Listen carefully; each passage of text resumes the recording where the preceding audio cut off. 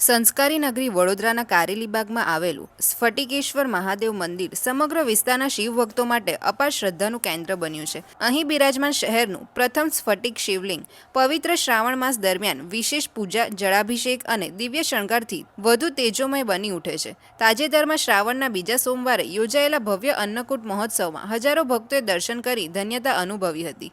આ જ ઉત્સાહ સાથે શ્રાવણના અંતિમ શનિવારે ઉજ્જૈન શૈલીમાં ભવ્ય ભસ્મ આરતીનું આયોજન કરવામાં આવશે અને છેલ્લા સોમવારે મહાદેવનો અદ્ભુત તથા વિશિષ્ટ શણગાર દર્શનાર્થીઓ માટે ખાસ આકર્ષણનું કેન્દ્ર રહેશે.